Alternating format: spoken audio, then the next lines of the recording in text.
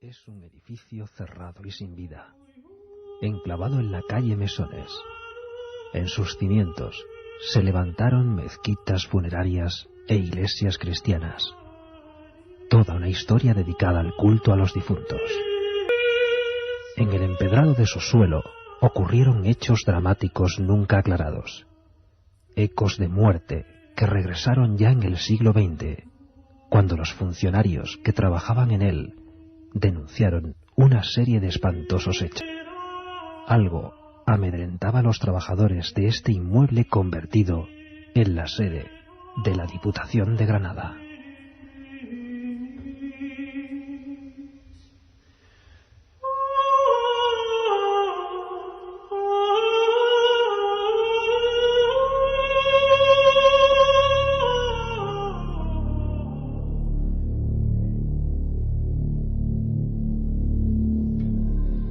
Buenas noches, 18 minutos, esto es Milenio 3, os habla Iker Jiménez, hoy con un programa realmente especial.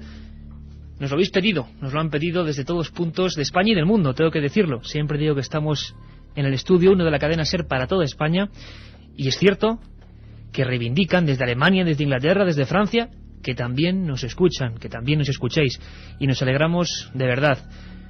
Nos habéis pedido, lo he dicho, un tema repetidamente. La Diputación de Granada, uno de los grandes clásicos, un verdadero expediente X español.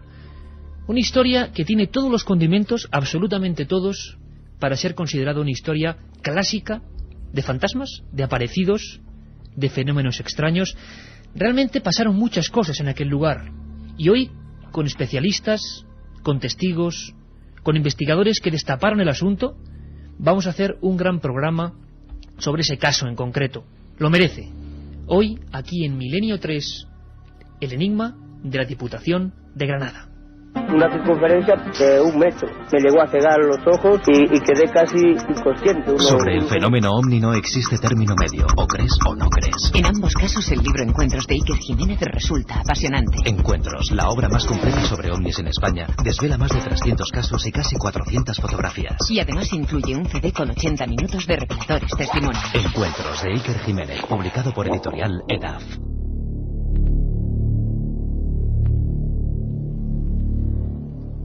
Hoy es un edificio todavía cerrado. Según las últimas noticias que íbamos a ver aquí, se ha vuelto a abrir o se está rehabilitando. Pero desde el año 91 fue un lugar sin ventanas, podemos decir que denso en su fisionomía, un bloque de hormigón, donde ocurrieron cosas muy raras. La verdad es que la historia nos indica y nos dice que hubo cosas anteriores que los investigadores, que historiadores de Granada sacaron a la luz a raíz de los sucesos que se difundieron incluso en el telediario, en las principales revistas de actualidad nacional. En el año 86, más o menos, finales del año 86, diciembre en concreto, varios empleados de la Diputación de Granada, varios funcionarios, salen a los medios de comunicación porque se niegan a seguir trabajando con una extraña excusa, vamos a llamarlo así, excusa. Realmente estaban amedrentados por una fuerza, ellos decían algo que ocurría allí, que se manifestaba de las siguientes formas. Grandes archivadores, según los informes periciales, de más de 150 kilos, que se movían solos. Varias empleadas de la limpieza que fueron arrastradas por el suelo, empujadas por manos invisibles.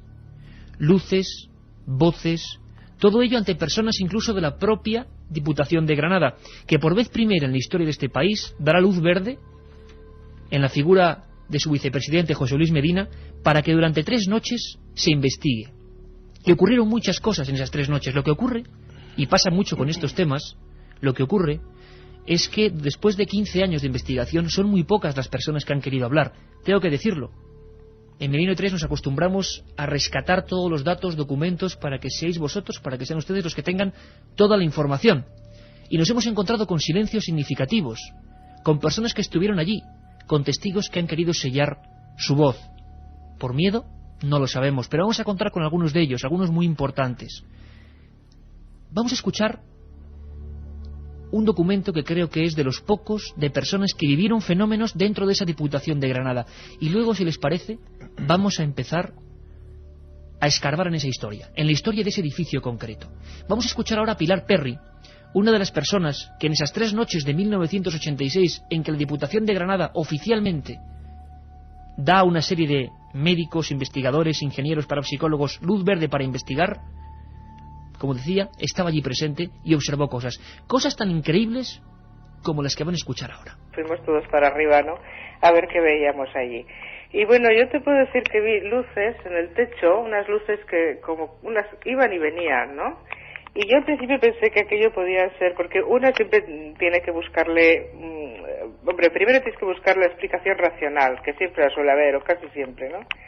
Y entonces yo pensé que podían ser luces de coches, pero claro, después me di cuenta de que donde estábamos no había ventanas. Luego una pitillera que yo tenía, que había dejado en una mesa, precisamente yo estaba sentada delante de esa mesa, la pitillera estaba a mis espaldas, pues también de pronto salió por el aire sin que nadie la tocase. Además salió incluso haciendo una especie de giro, ¿no?, como un semicírculo, y le dio en la cara a uno de los que estábamos allí, precisamente le dio a Juan Burgos, ¿no?, la cara. Objetos incluso que parecían cobrar vida en aquellas noches de investigación y que agredían de alguna manera a los investigadores. Pasaron muchas cosas, como digo, esas 3 noches históricas de las que muy pocos quieren hablar, pero la historia de ese lugar, la historia concreta del edificio de Diputación de Granada, tiene mucho que desvelar. En diversas fuentes hemos acudido a ellas, como la Guía de Granada de Gómez Moreno, el magnífico libro de Rafael Casares y Juan Arcos, 13 historias de fantasmas. Historias, algunas de ellas plenamente ortodoxas, que no se meten en el misterio, y otras que abordan el caso. Pero, por ejemplo, Gómez Moreno, en el año 1892, nos hablaba de que en ese mismo lugar, donde ocurren los hechos, se tiene constancia, desde tiempos muy antiguos, que fueron 3 mezquitas funerarias las que, digamos, se instalaron allí. 3 mezquitas de culto a los difuntos. En algunas crónicas antiguas, de la época árabe de Granada, se habla del templo de Zanacuat, que en 1508 fue sustituido de alguna forma por una iglesia cristiana, la iglesia de la Magdalena. Pero lo más extraño empieza después, al parecer, y ahora hablaremos con especialistas de ello. Las viejas crónicas, ya de este siglo XIX prácticamente, hablan de un almacén de telas, almacén La Magdalena, donde hay varios suicidios, y esto lo dicen las principales guías de Granada.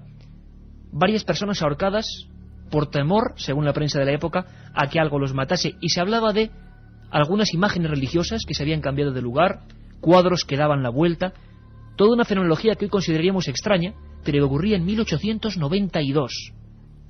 Hacia 1973, una empresa multinacional que prácticamente se evaporó de España, Woolworth, compra el edificio y lo transforma en un bloque de hormigón. Es a partir de ese momento donde empiezan a ocurrir macabros hallazgos incluso de huesos, esqueletos de niños en las obras de edificación. Empezaba la gran leyenda, no de ahora, sino de hace mucho tiempo, de ese edificio, de la sede administrativa de la Diputación de Granada. Ahora, con especialistas que investigaron el tema, vamos a intentar arrojar algo de luz sobre este asunto. La otra realidad. Milenio 3, en la cadena SER. El caso de la Diputación de Granada, el ente, la entidad, la energía, lo que fuese, la sucesión de fenómenos extraños que produjeron pánico en funcionarios, vigilantes, policías, en aquel año 86. Tenemos en conexión telefónica a un magnífico periodista del Ideal de Granada, que tiene el honor de ser la persona que con sus reportajes allí en Granada destapó un asunto que luego se convirtió en reclamo nacional. Como decíamos, salió en televisión, en las principales revistas nacionales. Ese periodista no es otro que Juan Enrique Gómez.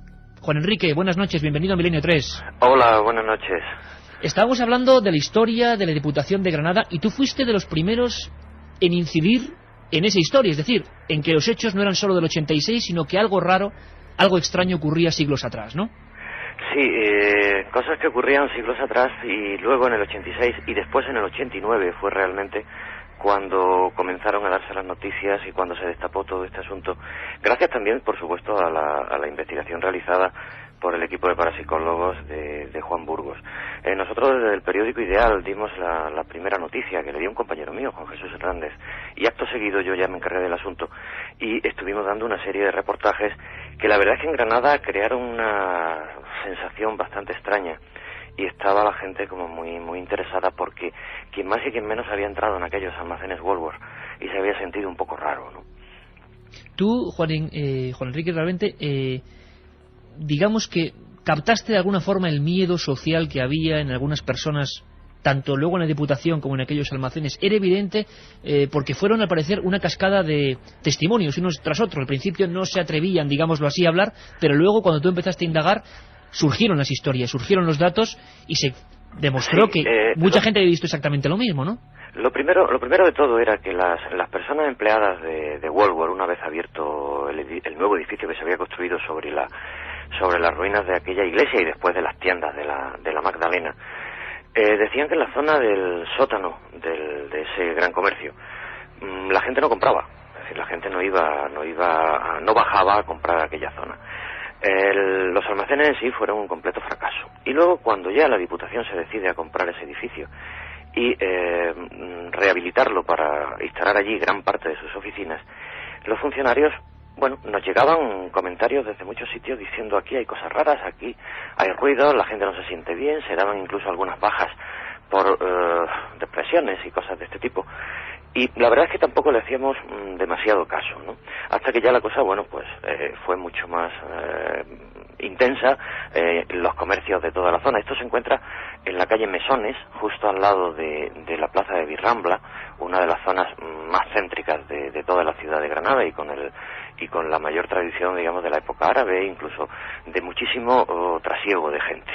Y la gente de los alrededores no se encontraba así como muy tranquila, ¿no? Había algo que les indicaba que algo raro pasaba. Esto le llegó, por supuesto, a la gente del equipo de la Asociación de Parapsicología Omega, que era la que dirigía Juan Burgue, en la que se encontraban también, pues había médicos, había psicólogos, había un equipo de gente bastante especializado. Ellos ya fueron los que se interesaron en intentar conseguir datos y hacer una investigación seria sobre el asunto, ¿no? Ellos consiguieron, como tú has dicho antes, el primer permiso que daba una institución para que se pusieran a hacer investigaciones por la noche, incluso la posibilidad de realizar algunas grabaciones, ¿no? 3 noches, Juan Enrique, de las que vamos a hablar entre el 21 y el 23 de diciembre. Tenemos en el estudio 1 de la cadena SER, nos acompaña aquí, como siempre, en la penumbra de Milenio 3, se transforma la cadena SER cuando llega este programa. Tenemos a Juan Jesús Vallejo, autor de un magnífico libro, Operación Al-Ándalus, que luego vamos a recomendar y sortear, donde se tocan otros muchos casos, incluso este de Granada, porque Granada tiene mucho que contar. Juan Jesús, buenas noches, bienvenido a Milenio 3. Hola, buenas noches, un placer estar contigo, Iker. Pues también igualmente. Un saludo a Juan Enrique Gámez. Hola, ¿qué tal? Hablábamos, y vamos a hablar con vosotros dos, porque estoy seguro que poquísimas veces, si no ninguna, a nivel radiofónico se ha tratado el tema con las personas que investigaron profundamente el asunto.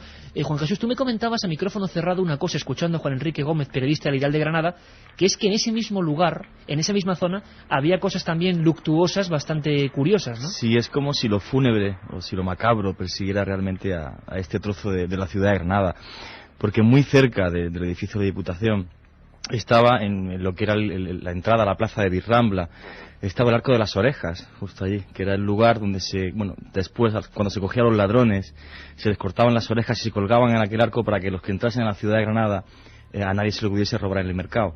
Entonces parece que lo macabro persigue aquella zona. Y a referencia a lo que decía Juan Enrique Gómez de los edificios o de los comercios que rodean la Diputación, pues justo detrás lo que hay es una eléctrica que todavía sigue abierta. Y una de las cosas que me resultó muy curioso investigando este caso fue que un muy buen amigo mío, electricista de allí de Granada, me comentaba que cuando era pequeño, mucho antes de que surgiera el caso de Diputación, ¿no?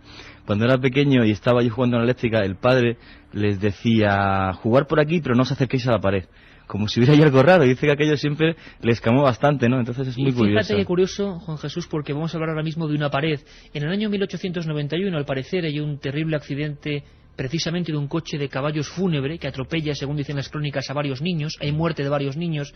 Esto se sabe después en las investigaciones, cuando surge el fenómeno misterioso y la gente se pone a investigar sobre la historia. Pero hablaba Juan Jesús de una pared.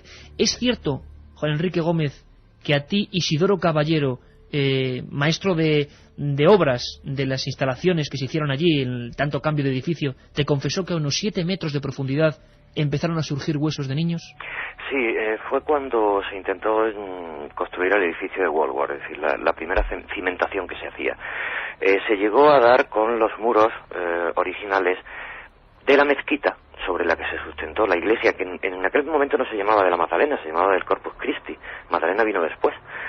Y en uno de esos muros, al abrirlo, que además parece ser que tenía un tipo de ladrillo diferente al resto, aparecieron un montón de restos, de huesos. Luego se vio que se trataba de huesos de niños. Esos huesos eran de cadáveres que estaban emparedados. Esto no quiere decir que fueran emparedados en vida, simplemente que parece ser que se enterraron allí. Y fue después de ese posible, o al menos así lo dicen las crónicas, un accidente de un coche de caballos que decían que iba conducido por un político de bastante prestigio de aquella época, y que se asustó al ver un entierro que se estaba realizando en la iglesia con una pompa fúnebre así como muy, muy exagerada, ¿no? Este político sufrió alguna herida en aquel accidente. El coche de caballo arrolló a las personas y por lo visto mató a varios niños, y este político fue el que luego, un poco más tarde, incidió muchísimo entre las autoridades de la ciudad para que se cerrase la iglesia y se cambiase de sitio. Lo que es cierto, y de ahí se lanza un poco toda la historia de posibles almas y espíritus que se quedan ahí un poco sin llegar al sitio donde deben, ¿no? Fíjate, Juan Enrique, es curioso porque, releyendo las investigaciones que vosotros mismos habéis realizado allí, se habla de Francisco Ochando, un vigilante de juguetería que fue uno de los primeros en denunciar los hechos de que algunos grandes juguetes, incluso de grandes dimensiones, cambiaban de sitio. Era lo mismo que luego... Estaba justo detrás, es decir, a la espalda del edificio, donde Juan Jesús comenta que se encontraba esa tienda de electricidad. Pues muy cerquita había también una tienda de juguetes que daban a la zona de la Plaza de Videorambla.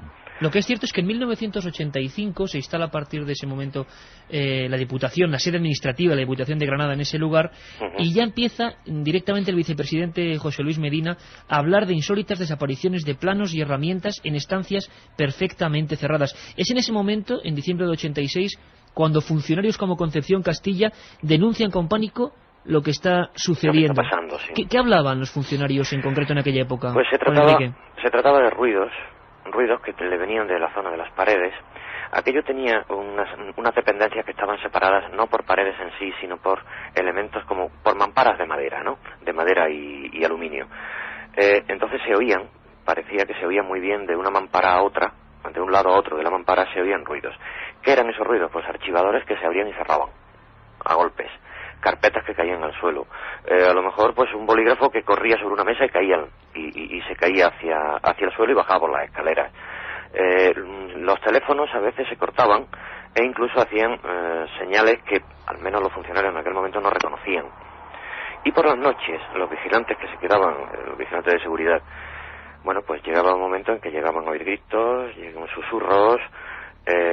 Incluso alguno de ellos llegó a decir en algún momento que veía como apariciones plasmáticas que se movían de un lado a otro. De una figura, de una especie de entidad. Juan Jesús, una cosa importante, estabas escuchando atentamente a Juan Enrique Gómez y asentías porque estos fenómenos no son únicos, parece que es la característica típica de lo que se llamaría, y tú has investigado mucho en ello, fenómenos poltergeist, ¿no? Sí, además a colación de lo que decía Juan Enrique Gómez sobre los fetos que aparecieron emparedados, por mis investigaciones y lo que me llegaron a comentar, al parecer este convento de la Madalena o del Corpus Christi, pues las damas de alta alcurnia de la ciudad de Granada, cuando alguna vez quedaban embarazadas, se recluían en el convento, al parecer abortaban, y esos son los fetos que luego más tarde se encontraron, según apuntan algunas investigaciones. Respecto a los fenómenos poltergeist, la verdad que bueno, la ciudad de Granada es muy muy especial en esto, no solamente está el caso de la Diputación, sino que tenemos el caso de la Cruz Roja. Luego comentaremos en el tiempo algunos de ellos, más. Pero lo que es cierto es que toda la digamos descripción de esos funcionarios, nunca olvidemos que eran funcionarios de la Diputación y que salen a la luz pública por investigaciones como las de Juan de Enrique y otros periodistas, diciendo que no pueden seguir en aquel momento. Incluso hay alguna imagen en televisión impresionante porque algunos de los grandes archivadores, máquinas de escribir que decían que sonaban solas en pleno día, se llegan a, digamos, a impregnar de estampas de santos, de todo tipo de rezos, por el miedo, el pánico, quizá la superstición de algunas de esas personas que nunca se habían visto con algo parecido. Sí, hubo una situación prácticamente de terror, ¿no? Y no solamente eso, sino que luego, a la postre, a la larga, en la ciudad de Granada hay casi una especie de leyenda negra en torno a este edificio. Máxime porque en los últimos años, la última década, ha estado tapiado. Yo recuerdo que estuve en este edificio como hace ya, pues justo antes de que lo tapiaran, en unas conferencias ahí oyendo y tal. Entonces se ha creado toda una leyenda negra sobre este edificio y por la gente que yo hablé con ellos, que estuvieron allí investigando, pues me sorprendió mucho, por ejemplo, que en la zona del sótano me comentaban que desaparecían objetos, pero de una forma literal, o sea, que dejaban objetos en habitaciones cerradas y desaparecían como por arte de magia. Esto, más como tú dices, los ruidos de las máquinas de escribir, que también son muy comentados.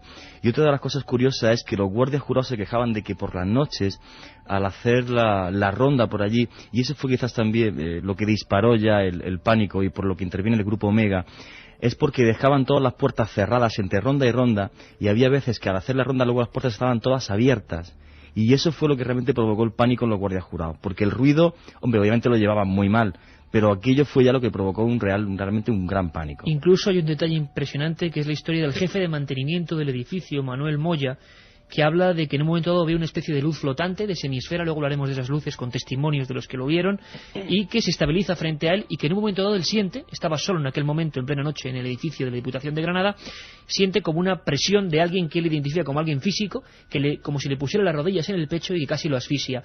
Juan Enrique, estos hechos empezaron a ocurrir, ¿no?, en un momento dado. Sí, y no solamente en aquel momento, incluso después de las investigaciones periodísticas y durante muchos años, hasta casi ahora, han seguido ocurriendo. Los guardias jurados que han estado manteniendo el edificio durante todos estos años, hasta que recientemente ha sido comprado por el Ministerio de Hacienda, han seguido llamando al 091 por las noches para que acudieran patrullas de la policía, porque seguían oyendo ruidos, viendo cosas y, bueno, pues eso, lo que hablábamos antes, puertas que se han cerrado y luego estaban abiertas. Intervenciones directas del 091. Del 091, muchas noches, incluso en los archivos del 091 se encuentran los telefonemas que iban recibiendo, pues a razón de a lo mejor pues 4, 5, 6 llamadas al mes, todos los meses, durante todos estos años, porque los vigilantes no se sentían seguros. Los agentes de la Policía Nacional llegaban, hablaban con los vigilantes jurados, y ninguno de ellos, ni unos ni otros, se atrevían a volver a entrar en el edificio, ¿no? Impresionante lo que estás contando, Juan Enrique. Lo que es cierto es que durante 3 noches muy concretas, como decíamos antes, un grupo de investigadores multidisciplinar, vamos a llamarlo así, logra pasar 3 noches. Ahora vamos a ahondar, con esta nueva introducción de Carlos Barroso, la voz de este programa, vamos a ahondar en lo que pasó esas 3 noches, que desde luego no va a dejar a ningún oyente indiferente. Nunca se pudo traducir aquel mensaje. En uno de los magnetofones previamente precintado, apareció la psicofonía más extraña de todas las obtenidas en nuestro país a lo largo de la historia.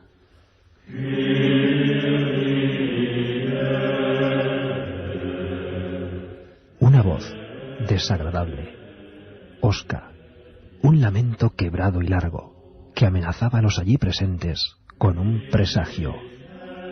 Os arrepentiréis.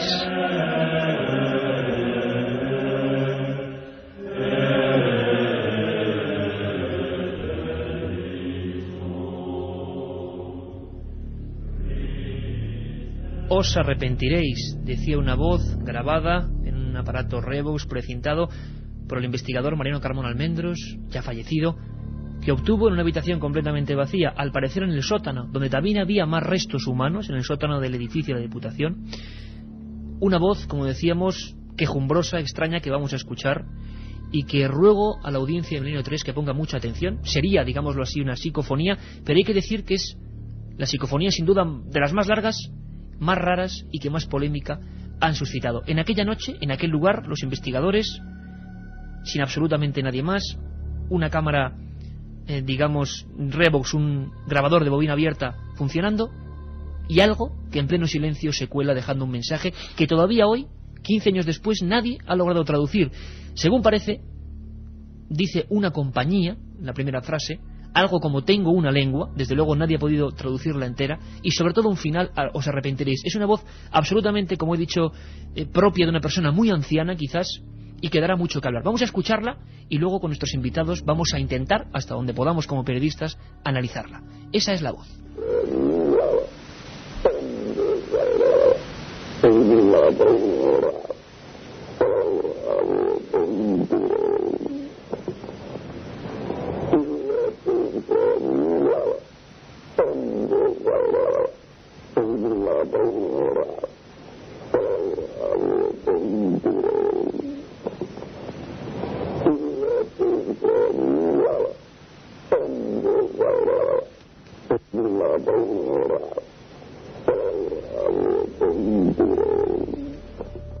La escuchábamos 3 veces seguida. Los primeros informes, tanto de otorrinolaringólogos como expertos ingenieros en sonido, hablaban de que solo había una posibilidad de crear ese tipo de sonido, que sería, yo todavía no entiendo esto bien, una especie de cable de acero de distancia prácticamente kilométrica con una incisión que provocase esa vibración para hacer ese tipo de voz, o de formar de esa forma la voz. Lo que es cierto, Juan Enrique Gómez, periodista de Dial de Granada, es que en ese mismo momento prácticamente en que se graba esto, ocurren cosas casi de película de ciencia ficción, como es esa extraña herida que aparece en uno de los investigadores, Juan Burgos, y que un médico, Rodríguez Galindo, pudo identificar prácticamente. ¿Cómo fue esa historia, Juan Enrique? Y no fue una herida, fueron 2 incluso. 2 heridas. 2 heridas. Mientras el Revox estaba grabando lo que podía sonar aquí aquella noche, y a la vez que bajaban unas escaleras, Juan Burgos sintió una opresión en la mano derecha, concretamente entre el dedo pulgar y el índice,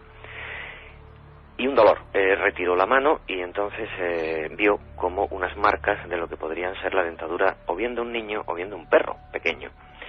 El médico, que era Juan Rodríguez Galindo, confirmó que esas marcas se trataban de una dentadura que tendría que ser del tamaño de un niño.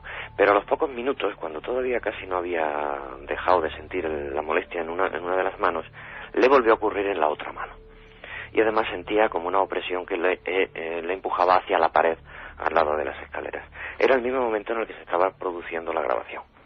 Al mismo tiempo, Juan Enrique, hay un testimonio de una especie de arco voltaico que surge de ese hueco donde había, al parecer, según se dio en ese informe de la Asociación Omega, restos humanos de un hombre y de un niño. De ahí surge una especie de arco voltaico, e incluso, haciendo un poco un rápido repaso por lo que fue esa noche, la más dura quizás, la del 23 de diciembre del año 86, dentro de ese inmueble, se habla de la visión directa a 12 metros del grupo principal de investigadores que se quedan aterrorizados de una figura que parecía un sacerdote, de una figura con una especie de traje talar que se para ante ellos durante unos segundos. ¿Se ha especulado con quién puede ser esta figura? Sí, se le ha llegado incluso a poner nombre. Juan Burgos llegó a ver la imagen de una persona, llegó a ver un rostro. Él decía en aquel momento una frase textual. Decía que el fantasma de la Diputación puede ser un hombre de unos 45 años, con la cara cuadrada, pelo gris y una expresión de tristeza muy profunda, pero que además esa imagen casi no tenía relieve, era como muy plana. De la descripción que hizo Juan, un dibujante que teníamos en el periódico, concretamente Andrés Soria, fue elaborando un retrato robot en base a las indicaciones que le iba dando este investigador. Nariz afilada y un tanto aguileña, unos ojos pequeños pero muy profundos, las cejas estaban separadas, el mentón era pequeño y lo que eran las mandíbulas muy anchas. Bien, de esto se realizó un retrato robot al estilo de los que hacen la policía, ¿no? Este retrato se publicó en el periódico Ideal y además salió concretamente en la revista Tribuna, y también Juan Burgos lo mostró en algunas cadenas de televisión. Uno de esos días en los que apareció en televisión, le llamó una señora que vivía en la capital, vivía en Madrid, diciéndole totalmente asustada que el dibujo que había visto correspondía completamente a la cara de un antepasado suyo, de un cuadro de un antepasado suyo que ella tenía en su propia casa. Resultaba que este antepasado suyo había sido el último párroco que había tenido la iglesia de la Magdalena. El llamado Padre Benito, ¿no? Llamado Padre Benito. Al que se recordó durante esos días por activa y por pasiva, porque parecía que clamaba de alguna forma, y siempre, por supuesto, pongamos comillas, su presencia, o al menos la profanación que habían realizado en aquel lugar. Juan Jesús, me gustaría que escuchases atentamente este comentario de un especialista hablando de la voz que hemos puesto, de esa voz tan extraña, tan desagradable, que a muchos habrá sorprendido, porque es el técnico informático, ingeniero superior, Pedro Amorós, quien le pedimos, por favor, que hiciese un análisis de esa voz. Hablamos ahora, Juan Jesús, de la opinión que te produce a ti personalmente esta voz y lo que dice este experto informático que con los más modernos, digamos, sistemas de detección de sonido ha intentado buscar una explicación a esta psicofonía. Le escuchamos ahora. Para mí, personalmente, la traducción de esta voz sería: en la compañía, en lugar de hablar en la lengua o con la lengua, os arrepentiréis. Presenta unos matices distintos a otras psicofonías. Primero, se le puede encontrar el tono y el timbre famoso que caracterizan una voz y que se podría incluso asociar mediante un experto a una garganta, ¿no? Se podría incluso llegar a asociar la voz a una persona. de ahí tendríamos lo que partiría o parte de la huella foniátrica, ¿no? Cómo se puede llegar a identificar a una persona a través de un sonido, incluso hasta por la curvatura del propio paladar, ¿no? Incluso la posición de la lengua, etcétera, etcétera. Y todos estos parámetros nos los facilitan programas informáticos, como por ejemplo, bueno, hay programas como Pro Tools, como herramientas de trabajo de ingeniería en sonido, bueno, pues que nos dan algunos de los matices de los ecos de la boca incluso, ¿no? Pero al fin y al cabo lo que simula esta voz es como si fuera una doble copia de la voz. Es decir, hay un bajón de la intensidad sonora, hay una absorción energética. Si partimos de la base que la psicofonía puede ser auténtica, podríamos tomar en cuenta de que las psicofonías, según la hipótesis que yo he establecido y que, bueno, pues ampliamente que expongo en el libro sobre las psicofonías, bueno, pues se forman a partir de una serie de sonidos que hay en el ambiente. La utilización de las portadoras. Sonidos del ambiente, Juan. ¿Qué opinión tienes tú personalmente sobre esa psicofonía grabada ya en el año 86 y a la que ningún experto, vamos a decirlo así, ha dado todavía solución? Hombre, yo he oído cientos de psicofonías igual que tú y el sonido es muy peculiar, muy especial. Yo sí estoy convencido de que es real por una cosa, porque es que entrevisté a la persona que dejó allí el cassette, que es el doctor Galindo, que por su profesión pues obviamente pues no quiere hablar, no le apetece, me parece además muy bien. Desde aquí le mando un saludo si nos está oyendo, porque tengo el placer de conocerlo y de haber compartido con él muy buenos ratos. Es un grandísimo investigador, una gran persona, y como médico y como cirujano plástico de los mejores de España. Y él fue el que dejó el cassette, y entonces sinceramente no creo que en ningún momento me mintiese. Y además, tal y como comentaba Juan Enrique Gómez y como describió luego más tarde Juan Burgos en los artículos, él también me certificó, porque en la parte superior del edificio estaban solamente dos personas, que eran estas dos, Juan Burgos y el doctor Galindo. Entonces él me garantizó y me certificó efectivamente que lo que dijo Juan Burgos era cierto, o sea que este señor llevaba un medidor de campo magnético en su mano, la acerca a una pared y de repente aparece lo que él me describió como una especie de rayo que le da en la mano. Él gritó, tiró el aparato al suelo, que se rompió, y entonces al examinar el doctor la mano me confirmó que aquello era o bien el bocado de un niño pequeño o de un perro, por lo pequeños que eran los incisivos, y me dijo que era imposible además que él se lo hubiera hecho por ningún tipo de protagonismo, de afán y demás. Realmente, como no menos sobrecogedor, el cúmulo de historias que se producen esas 3 noches y que fueron a más.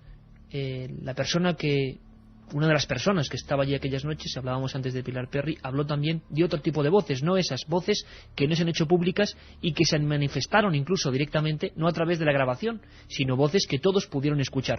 Vamos a escuchar, por favor, un instante, todos los oyentes de Milenio 3, este documento que también viene a echar más leña al fuego en el caso de la Diputación de Granada. Otra cosa curiosa también es que se oían voces. A mí eso es lo que más me chocó casi de toda la investigación de la noche, ¿no? Porque nosotros teníamos en cada planta una grabadora que simultaneaba con unas posibles psicofonías con unas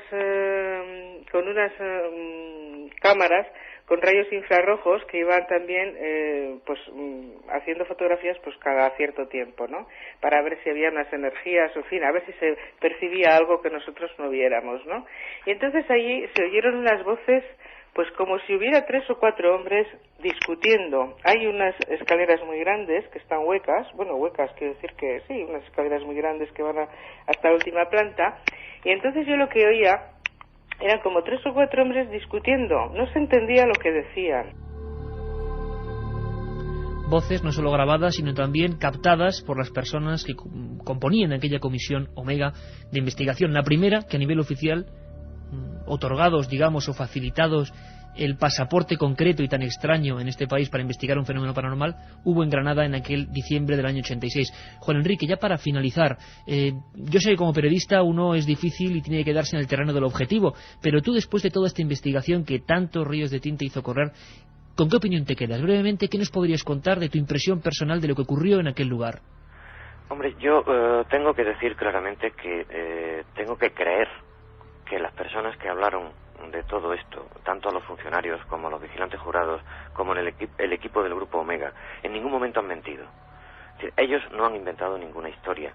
Ellos creen firmemente en que lo que están diciendo es la realidad de las cosas. La psicofonía no ha sido estoy convencido de que ellos no han manipulado nada. Por lo tanto, desde ese punto de vista, tengo que creerles. Ahora bien, creer en la existencia o no de ese fantasma, de ese espíritu del Padre Benito o de quien pudiera ser, eso ya entra dentro de otras consideraciones. Ahora, todo el mundo coincide en lo mismo. Allí pasaba algo. Y durante muchos años se ha pensado que sigue pasando. De hecho, en este momento se está remodelando el edificio, y el edificio, lo primero que se ha hecho con ello, que se va a ubicar las nuevas oficinas del catastro, lo primero que se ha hecho ha sido abrirle grandes balconadas, porque durante todos estos años ha sido como una especie de búnker de hormigón que no tenía ni una sola ventana. Un edificio de 3 plantas y sótano, bastante grande, con una superficie importante, y no tenía ni un solo respiradero. Ahora las ventanas, la gente incluso de esa zona dice que por fin el fantasma se va a poder liberar. La gente se sigue acordando del fantasma. Ha sido absolutamente gratificante contar contigo, Juan Enrique. Esperemos que esta historia no dé mucho que hablar, pero al menos aquí hemos intentado, como decíamos antes, arrojar luz. Estamos seguros que ni tú, ni nosotros, ni nadie puede saber qué se escondía allí en la Diputación de Granada. Un placer hablar contigo y bienvenido cuando quieras de nuevo a Milenio 3. Un abrazo. Gracias.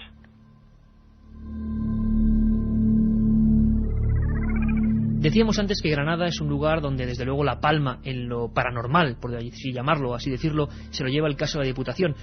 Pero estaríamos muy equivocados si pensamos que solo ha ocurrido este suceso. Ha habido muchos más, quizá no de tanta repercusión social, pero desde luego los ha habido. Escuchemos ahora esta introducción. El caso de la Diputación de Granada jamás fue resuelto. Los ecos de la expectación se apagaron, pero el miedo y el recelo nunca abandonaron el viejo lugar.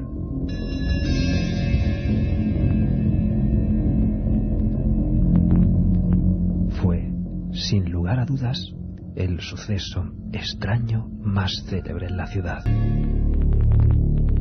En Granada hubo casos espectaculares, como el de la Cruz Roja, tantos otros que se quedaron ahí, en las puertas de la información regional. Y con ellos, aunque sea brevemente, vamos a intentar terminar este programa. Volvemos en un segundo. La otra realidad. Fenómenos extraños. Misterios sin resolver. Milenio 3. En la SER. Granada, ciudad de misterio, sin duda alguna, ¿no, Juan Jesús? Granada es una ciudad muy especial, a la que amo, en mi tierra, aunque ahora esté aquí en Madrid y posiblemente nunca vuelva más allá a vivir, pero es una ciudad muy muy especial. En el fenómeno de los poltergeist, posiblemente la ciudad de España donde más casos hay registrados e investigados. Uno que tú descubriste y que tú diste a conocer y que es, algún día hablaremos de él en profundidad, como hemos hecho hoy, o hemos intentado, de la Diputación de Granada, es el caso de la casa de verano de Federico García Lorca, ni más ni menos. Sí, aquello se formó un revuelo terrible a nivel de medios. De repente me vi entre diarios como Telecinco, Antena 3, me sacó hasta José María Carrascal, y bueno, aquello pues igual que Diputación, pues en aquel momento pues sí dio un permiso para investigar, y en este caso pues tuve que colarme, ¿no? 2 noches en la casa. Es la única vez... No fuiste por la vía oficial, en este No caso. fui por la vía oficial, y tampoco en la Alhambra, que también estuve haciendo lo mismo, investigando poltergeist en la Alhambra, ¿no? Bueno, creo que por encima de la política tiene que estar la investigación, ¿no? Y dar a conocer a la gente como periodista los casos que llegaron. ¿Qué ocurrió en aquella casa? Fue muy especial, porque yo tuve contacto con el guardia jurado que estaba allí, y bueno, pues me comentó que por la noche él oía ruidos extraños. Pude también cotejarlo con otro guardia jurado más, porque la verdad que la historia era bastante cuanto menos curiosa. En concreto me decía que es como si de vez en cuando alguien golpease el piano. Si alguien aporrease alguna vez el piano, se oían el crujir de las vigas, ruidos de pasos, cambio brusco de temperatura, una serie de fenómenos bastante extraños. Entonces obviamente había que investigar allí, estar allí, pues para poder cotejarlos e investigarlos a fondo, ¿no? Yo pasé 2 noches en la casa museo de Federico García Lorca y he investigado muchos años fenómenos poltergeist, he dormido en muchas casas donde hay fenómenos poltergeist y jamás vi algo extraño, salvo una de las noches que pasé en esta casa. ¿Qué viste? En concreto, junto con un guardia jurado y miembros de la investigación de Sociedades Biofísicas Vittelhaus, lo que vi exactamente fue una mecedora moverse sola cuando bajábamos con el guardia jurado del piso superior. Este señor, al ver la mecedora que se estaba moviendo, se puso pues prácticamente histérico. Recuerdo que me cogió del brazo, bajó junto a la mecedora, la paró, Entonces yo empecé a preguntar, a intentar racionalizar lo que había pasado, ¿no? A preguntarle pues si había algún tipo de corriente de aire que hubiera podido pues mover aquella mecedora o algo. Entonces me comentó que no, que todas las ventanas del edificio tienen unas pequeñas pastillas que en cuanto se abre alguna ventana salta la alarma, porque allí por ejemplo ya está manuscrito de Dalí, ¿no? Aquello se movió, yo lo vi y no sé cómo ocurrió. También otra cosa muy curiosa es que delante de las personas que estábamos y de aquella noche, una brújula se volvió loca, concretamente en mi mano, justo muy cerca del piano y del cuarto de recreo que tenía Federico García Lorca. Nos ocurrió 3 o 4 veces y también en el salón comedor, justo al lado de una de las mesas que hay allí.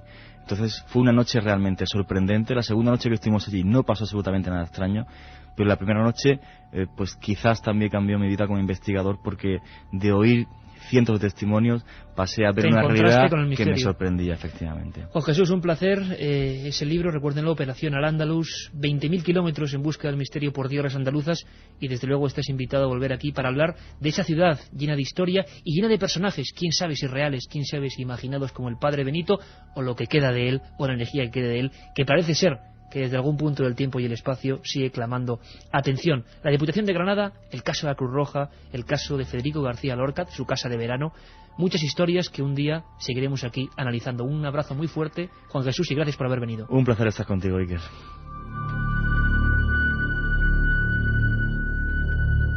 Nos lo habíais pedido, entrar, esbozar al menos un poquito la historia que hay en la Diputación de Granada. Y lo seguiremos haciendo, porque estoy seguro, algo me da, que volverá a haber sucesos extraños. Hay personas que nos han informado ya desde Granada que ha habido de nuevo denuncias sobre este asunto. Serán en todo caso noticias, porque ocurrirán ahora mismo. Y en Milenio 3 no solo hablamos del pasado, aunque en este caso así ha sido, sino que intentamos hacernos eco del presente, de un presente distinto que estoy seguro de que casi nadie les cuenta. El informativo, las noticias, el otro informativo que hacen Carmen Porter y Carlos Barroso. Aquí lo tienen.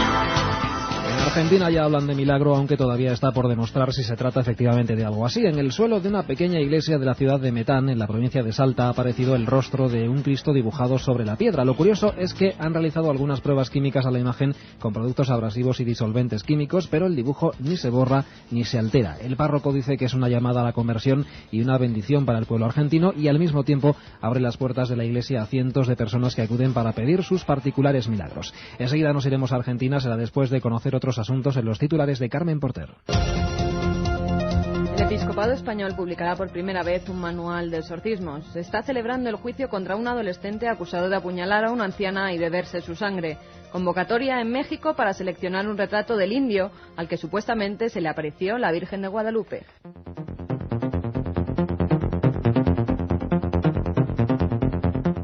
¿Será realmente un milagro la aparición de la cara de Cristo en la ciudad argentina de Metán, o un simple gancho de fe al que se agarra la población en estos momentos de crisis? De momento no se sabe más que ha aparecido un dibujo del rostro tradicional de Cristo sobre el suelo de una parroquia que está llamando a cientos de fieles y que por mucho que lo intentan ningún producto le afecta. Lo cuenta la corresponsal en Argentina, Isabel Cuevas. La aparición de una imagen del rostro de Cristo en una iglesia de una ciudad argentina ha generado una gran conmoción entre los fieles y los vecinos de localidades cercanas que se acercan para pedir trabajo y salud, entre otras muchas cosas.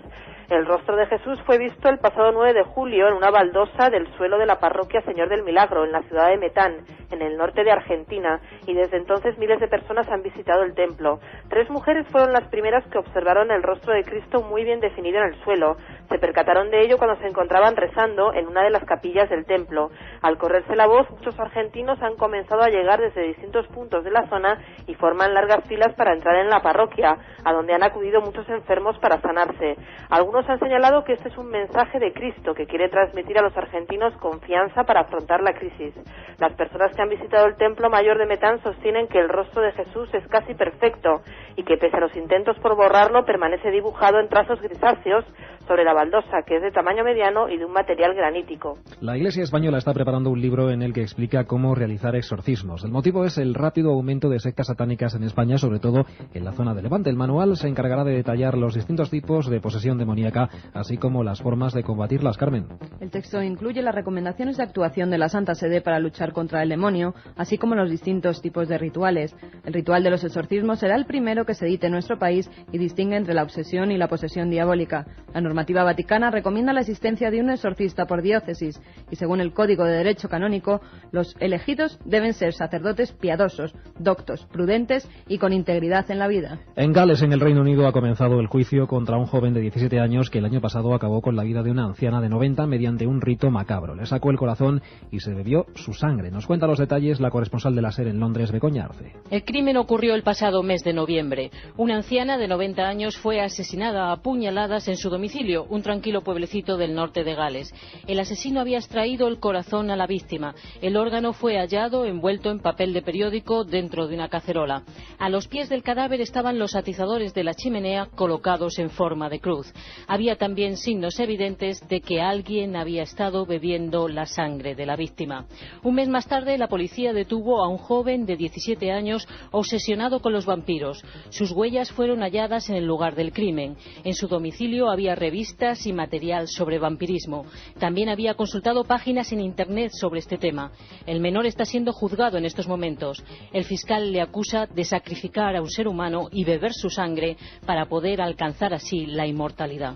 El Consejo Nacional de Investigación estadounidense ha pedido a la NASA que prepare una futura expedición a Plutón, el planeta más alejado del Sol. Los científicos norteamericanos consideran que ahí podría encontrarse la respuesta al origen de la vida en la Tierra. El Consejo Nacional de Investigación pidió la exploración de Plutón y el cinturón de Kuiper, en donde está ubicado el planeta, porque en esa región podrían estar las primeras pistas de cómo se generó la vida en la Tierra. La NASA podría realizar misiones entre el 2003 y el 2013 para descubrir cómo se desarrolló la vida en la Tierra y si existe vida extraterrestre. Para ello tendrán que enviar una serie de aeronaves espaciales robóticas. La ciudad leonesa de Sahagún vive estos días un particular encuentro de juglares. La ciudad cambia para revivir la época medieval en la que estos peculiares trovadores hacían las delicias de reyes y señores feudales. Radio León, Yolanda Martínez. El primer juglar que se conoce es de la población leonesa de Sahagún, donde también se fundó la primera escuela de estos personajes de lírica y teatro. Los juglares recorrerán los rincones de la localidad con antorchas y faroles, acompañados por los personajes de la época, el trovador, el clérigo, la prostituta o el hereje, que irán invitando a los vecinos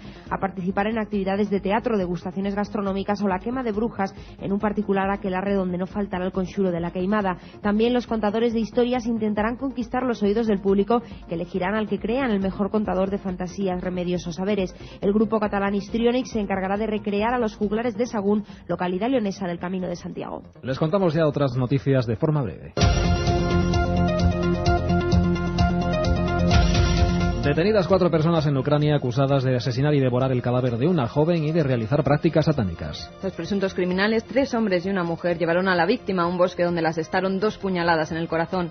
Más tarde, según fuentes policiales, le arrancaron el cuero cabelludo, la cortaron la cabeza para luego hervirla y comérsela. La policía halló muchos libros de magia negra en el domicilio de uno de los sospechosos, por lo que se supone que pertenece a una secta. Y en México se busca rostro para el polémico futuro beato Juan Diego. Valerio Gómez, un artista mexicano, ha preparado una convocatoria para seleccionar el mejor retrato que se haga del indio Juan Diego, a quien supuestamente se le apareció la Virgen de Guadalupe. El retrato elegido se exhibirá durante la canonización de Juan Diego, ante la polémica que existe entre varios representantes de la Iglesia que niegan la existencia histórica del indio. Pues por hoy ya hemos terminado, pero lo anunciamos ya. La semana que viene regresaremos con más noticias en Milenio 3.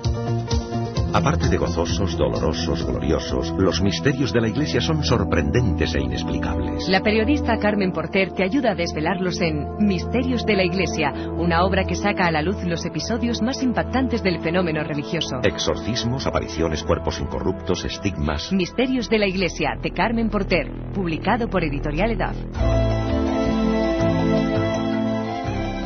Y con esta sintonía, Carmen Porter y los mails que habéis enviado a... Los mails que nos han enviado a milenio3@cadenaser.com, milenio3 con número @cadenaser.com. Olga López nos dice que si podemos hablar algún día de humo y la supuesta correspondencia de los humitas. Lo haremos. Jordi Bonillo nos dice que además de enviarnos unas fotos sobre el Machu Picchu en las que se ve un rostro muy especial del que algún día hablaremos, nos dice que si es verdad lo del viaje a la Luna o es un montaje made in USA. Pues no lo sabemos, lo intentaremos descubrir. Capax nos pregunta sobre alguna página web que trate estos temas. Bueno, la página amiga de este programa, www.ikerjimenez.com, www.ikerjimenez.com. Katia Rocha. Bueno, pues los mensajes en el contestador cada vez son más abundantes. Nos tienen que llamar al 91 532 45 32. Los ganadores del libro La Gran Impostura sobre el caso del 11 de septiembre de la semana pasada son Luis Custodio, Mónica Hacendado, Rosa Marina, Roberto González y Severino Torregroso. Esta semana regalamos 5 libros: Operación Al-Ándalus, coescrito por Juan Jesús Vallejo, invitado de hoy, editado por Corona Borealis. Nos vamos, no hay tiempo para más, sean muy felices. Esto ha sido mi... Son las 3:05 de la madrugada, 21,6 grados centígrados en el exterior de la Gran Vía. Estamos aquí, son estas horas, es esta penumbra. Carmen Porter y Carlos Nicolás en Nave del Misterio. ¿Quién si no? ¿Qué quiere decir? Que hemos vuelto a esta parte de la parrilla semanal.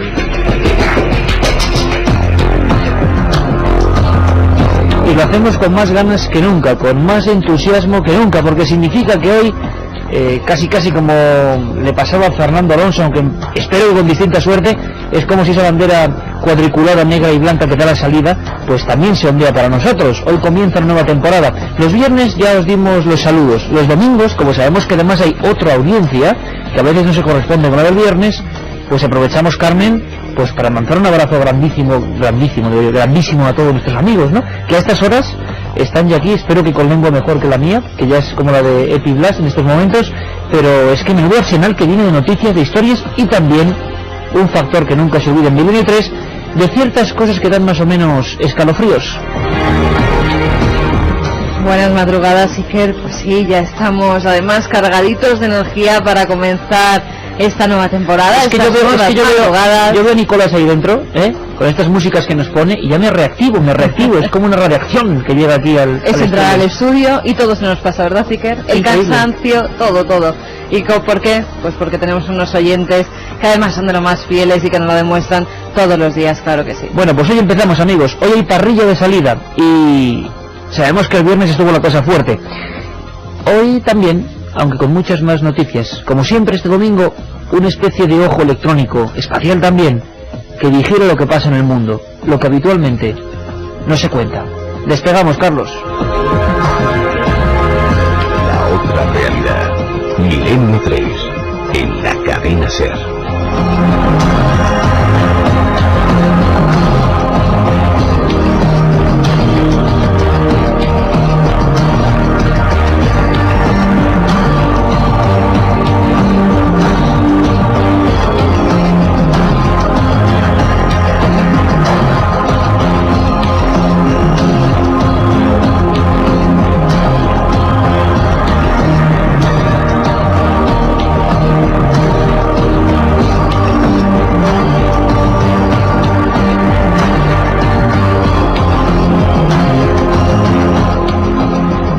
...7640, como siempre, vía de contacto. Estas madrugadas va a ser siempre un indicativo de que hay, bueno, mientras podamos, un obsequio.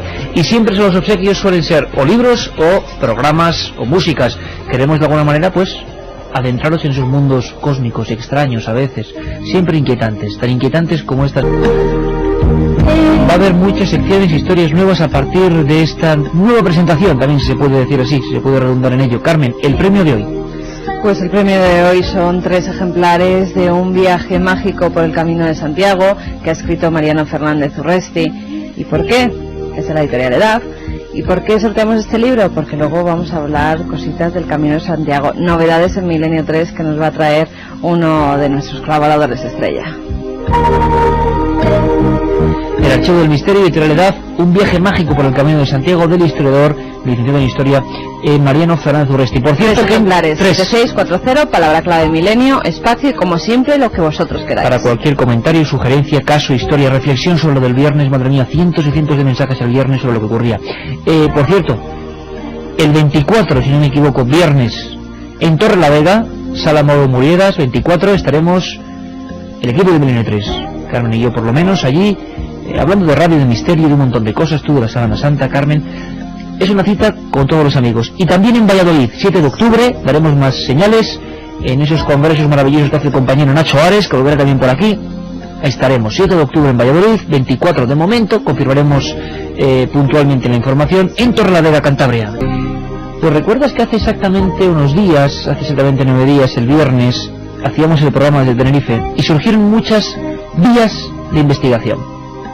Noticias nuevas, historias que están pasando ahora mismo. Jaime Rubio en aquel momento adelantaba algo. Yo creo que es momento para empezar con esta historia, empezar a esbozarla, a empezar a visualizar qué pudo ocurrir en un hospital, creo, y en un conservatorio. El misterio vuelve a Milenio 3. Lo adelantaba un corresponsal. Han pasado 9 días. Decía que la prensa canaria iba a informar del hecho. Vamos a viajar hasta Canarias de nuevo, Carmen.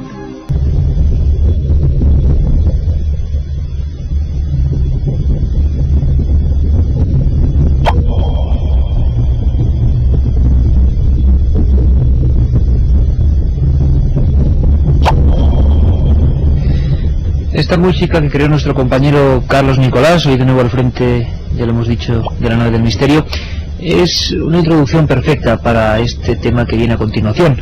Y es que siempre hay una noticia. Lo que ocurre es que a veces no nos enteramos, pero en muchos periódicos regionales pasan a veces sin pena ni gloria algunas informaciones y ya estamos curados de espanto.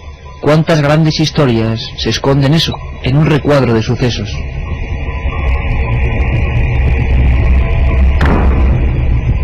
Hace una semana exactamente, Carmen, que Jaime Rubio, en ese programa especial desde Tenerife, nos informaba de que algo iba a ocurrir, ¿no? De que algo iba a pasar en los medios informativos y nos lanzaba como 2 píldoras un par de primicias.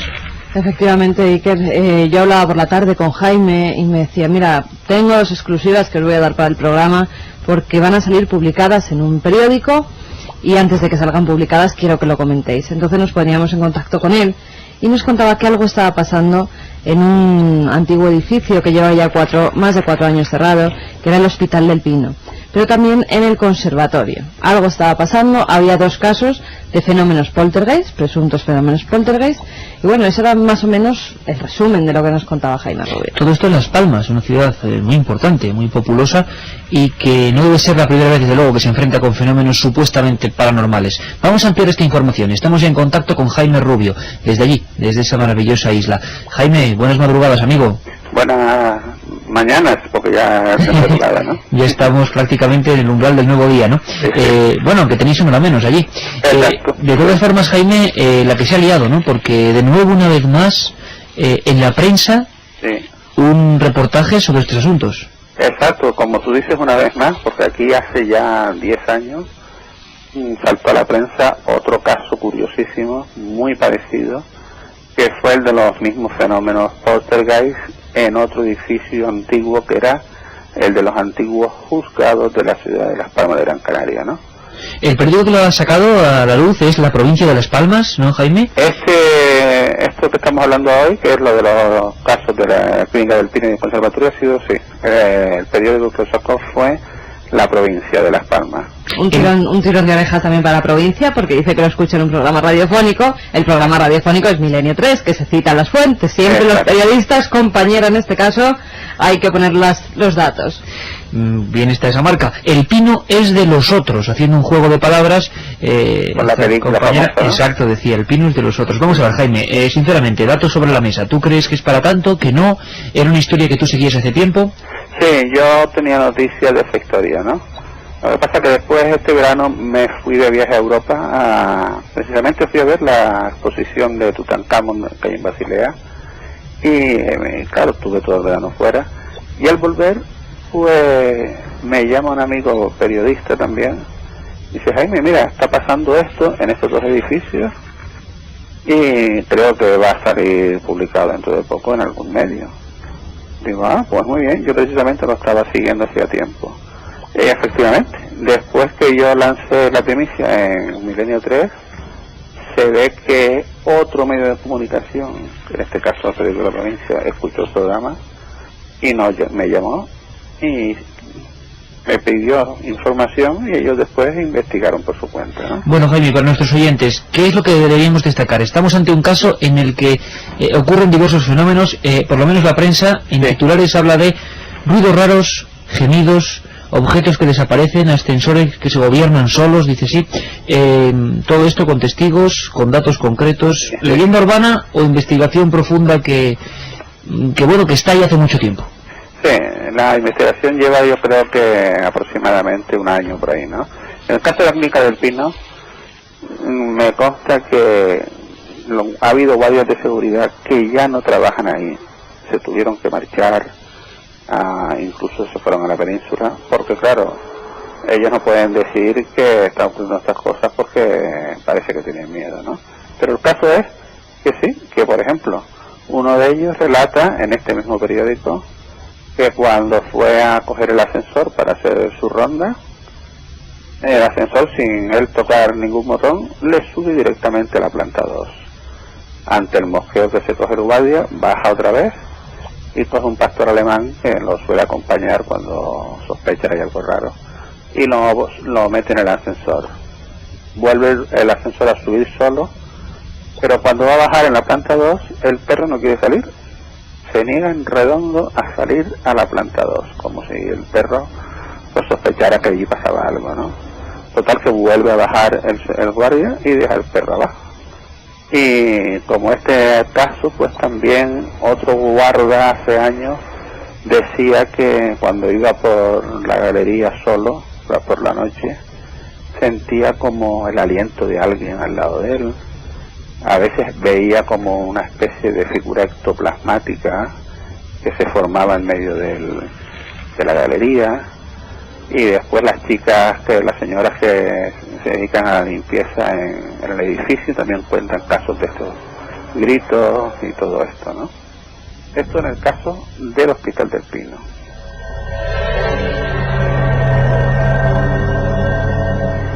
Es curioso porque, Jaime, muchos amigos inmediatamente, además a través de mensajes, claro, lógicamente el tema de los hospitales siempre ha estado muy presente, con una conexión muy directa. Hay muchos hospitales en diversos puntos de las islas y de la península donde se cuentan historias semejantes. Lo de los niños es una constante. Aquí también ocurre, ¿no, Jaime? Sí, también lo de los niños y también yo creo que la explicación que nos dan aquí es que como, claro, los hospitales, hay que tener en cuenta que este hospital ya ha cerrado 4 años, ¿no? Además hay un debate público sobre qué uso se le va a dar. O sea que por dentro aparte será bastante, imagino, tenebroso, ¿no? Una cosa un poco abandonada, ¿o no? Exacto, un edificio enorme, porque es enorme. Y abandonado. Y que tú hagas la guardia solo por ese gran edificio también tiene que imponer un poco, ¿no? Uf, y tanto, me lo estoy imaginando ahora, me recordaba casi, Jaime, escuchándote, películas de tipo de, no sé, de hospicios antiguos o El Espinazo del Diablo, alguna cosa de eso. Claro, un edificio así tiene que impactar mucho. Oye, ¿habéis intentado o se va a poder hacer o tenéis un poco dado el paso los investigadores? Pues imagino que alguna experiencia fotográfica o psicofónica podría ser muy interesante, ¿no? Pues sí, el problema es que si tú le preguntas a los securitas actuales te dicen que no pasa nada y entonces no te dejan pasar, ¿no? De todas formas, vamos a intentarlo de alguna manera. Y si no en el hospital, a ver si en el Conservatorio de Música, que ese edificio sí es tan activo, y porque todos los días entran y salen estudiantes y profesores por la mañana y por la tarde, pero claro, a las 10 de la noche se cierra, ¿no? Jaime, y en ese edificio dicen que se han llegado a escuchar cómo los instrumentos tocan solos. Sí, pues, además una cosa curiosa porque se cuenta que una noche, por ejemplo, cuando entraban los guardias de seguridad a hacer su turno, en una de esas veces un guardia estaba hablando con el director del conservatorio para ultimar detalles, y en eso los dos escuchan el piano sonando de una de las aulas. Entonces el director le dice: oiga, aquí arriba hay gente, vaya a ver quién está ahí. Se sube el securita y cuando abre la puerta del aula donde salía la música, pues no ve a nadie, ve el piano, pero no ve a nadie, ¿no? Entonces baja y le dice al director: pero arriba no hay nadie, ¿cómo ha sonado el piano? Y se quedaron los dos un poco ahí. Y entonces esto es la realidad. Milenio 3 en la SER.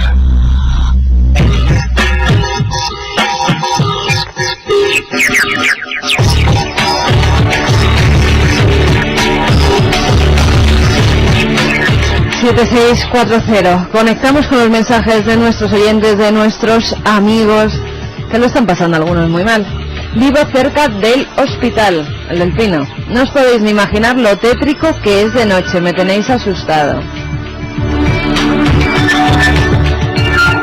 Ginés, que nos dice: en el hospital de San Agustín de Linares, en Jaén, en la planta de maternidad, se han visto espectros y se han oído llantos y gritos de niños. Buenas madrugadas desde Huelva. Aquí también tenemos un hospital abandonado con fenómenos de gritos y voces. Es el Manuel Lois. Informaros y decirlo, por favor. Ángel de Palencia: soy vigilante en un hospital psiquiátrico. Yo solo. ¿Os imagináis un poco mi estado? Estoy helado de frío. Seguid así. Besos a todos. 3:23. Como siempre, transformando en directo. Vamos a ver, no hace falta ni que os lo diga, ¿no? Llevamos... va a ser 3 años juntos, ¿no? Llevamos 250 programas juntos. Ya, 7640. Vamos a preparar el siguiente programa, amigos. Hospitales con misterio. Por cierto, un momento, Carmen, porque veo aquí pasa de todo ya. Vamos a intentar hacer una conexión por primera vez en la historia dentro de la nave del misterio. Pantallas, discos y Carlos Nicolás. Porque me está haciendo gestos. ¿Qué pasa, Carlos? ¿Tú también conoces alguna historia cercana o qué? Buenas noches, pues sí, yo conozco... Aquí tenemos a Carlos Nicolás, por vez la voz de Carlos Nicolás. La voz de uno de los ídolos ya de este programa. Carlos. Aquí estoy. Existo. Existes y estás ahí, no es una ficción. Carlos, existe realmente esa leyenda, ¿no? Yo sé que en Navacerrada hay un hospital donde todavía se pueden ver los expedientes de los enfermos por ahí. ¿Sí? Algo hay. ¿Podemos intentar documentarnos para saber qué ocurre?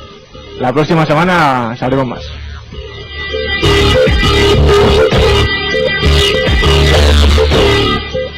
Hola a todos, yo hice mis prácticas de enfermería ahí y es cierto, ya entonces se oían ruidos y susurros durante la noche.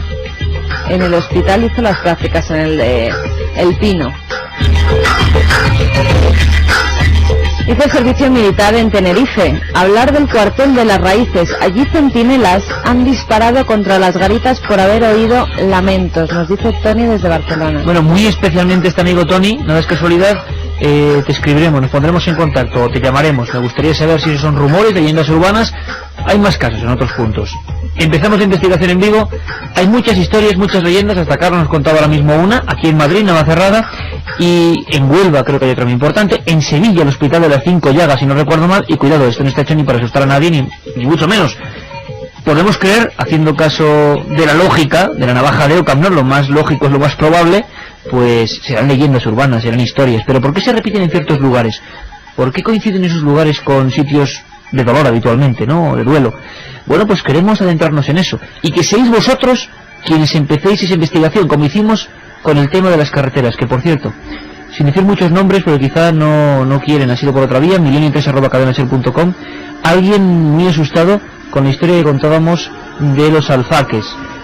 Recordad, Javi, un conductor de Zaragoza, veía una serie de personajes, justamente él no era consciente de dónde estaba, era con su mujer y con su hija, justo frente a las puertas del camping de la tragedia tremenda de los alfaques.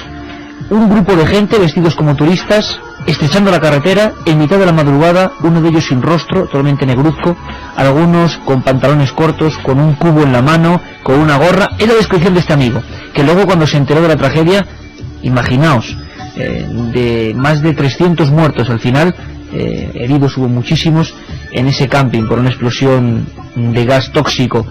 Bueno, pues ahora recibimos un mensaje en vivo, Carmen, de una persona que sufrió una visión idéntica casi, ¿no? Nos escribía un mail José que nos dice: estimado Iker y a todo tu equipo, a raíz del programa del pasado día 10 en el que se relataron apariciones en la carretera, especialmente la descrita en el camping de los alfaques, me vino a recuerdo un caso muy similar que nos ocurrió a un compañero de trabajo y a mí. Era una noche del mes de noviembre o diciembre del año 1991 y nos dirigíamos desde Andorra a Barcelona y debido a un despiste no pudimos coger el túnel del Calí, creo que se llama así, y nos desviamos hacia un pueblo llamado Solsona. Había mucha niebla y hacía mucho frío. En uno de los tramos de la carretera tuvimos que reducir la velocidad hasta unos 50 kilómetros por hora debido a la falta de visibilidad por los bancos de niebla y las carreteras que entonces en aquella zona pues no eran muy buenas.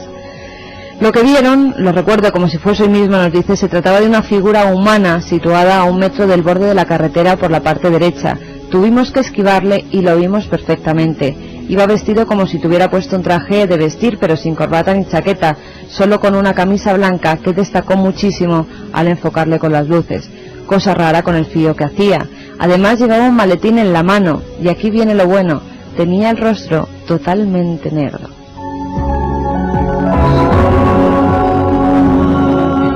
Recordábamos la semana pasada, hace 2 días, el viernes, a José Palanques, hablábamos con él, el primer reportero de La Vanguardia que entraba en ese camping, 300 muertos, carbonizados por completo, algunos de pie, se quedaron como momias de ceniza de pie, otros sentados en lo que era la sombra, en la siesta, algunos metidos en la playa, carbonizados, algo increíble, escenas que dieron la vuelta al mundo. Este conductor, Javier Martín de Zaragoza, hablaba que el último de esas figuras de las 8 que aparecieron estrechando la carretera, que les espantaron, tenía pues una especie de círculo negruzco en la cara, y muchos oyentes, amigos en 1640 hablaban de que podía ser eso, carbonizado, ¿no? Qué curioso, ahora desde Barcelona nos llega ese mensaje, nada es casual. Un sueño, una alucinación, conexión entre lugares donde han pasado cosas. Bueno, vosotros, como siempre, tenéis la última opinión, nosotros no tenemos ninguna verdad.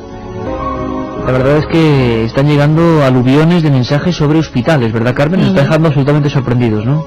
Sí, además, fíjate que sacábamos el viernes el caso de Javier, pero es que queremos seguir sacando casos de oyentes, que nos sigan contando sus historias, sus investigaciones. Algunas de ellas, Iker, ya las estamos siguiendo. Bueno, pues ahora vamos a hacer una pequeñísima pausa, como siempre, a recomendaros unos libros, una colección, y volvemos con más cosas. Los caminantes, preparaos porque vamos a hacer una ruta, vamos a preparar una ruta. Y también noticias. La sonda que se estrelló, ¿verdad?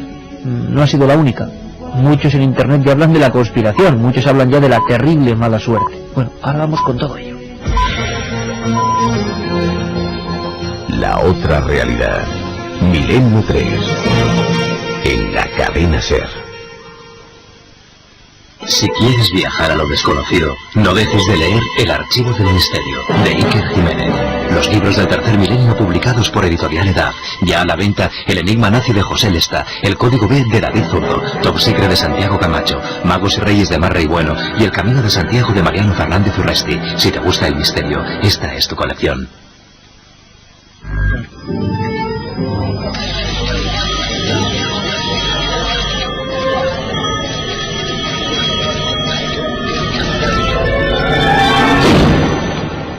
Milenio 3. Una ventana abierta hacia otros mundos. Milenio 3. Milenio 3. Cadena SER. Pase lo que pase.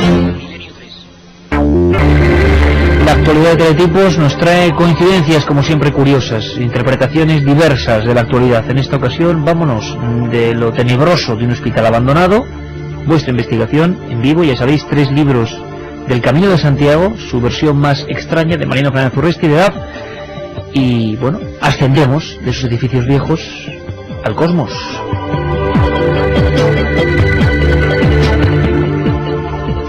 Como todos los oyentes ya sabrán, el pasado miércoles la sonda espacial Génesis se estrelló en pleno desierto del estado de Utah.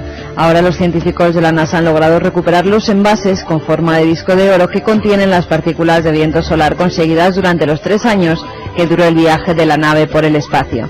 Los átomos recuperados pueden ayudar a la comunidad científica a explicar cómo se creó el sistema solar hace 4.500 años, según afirma la NASA.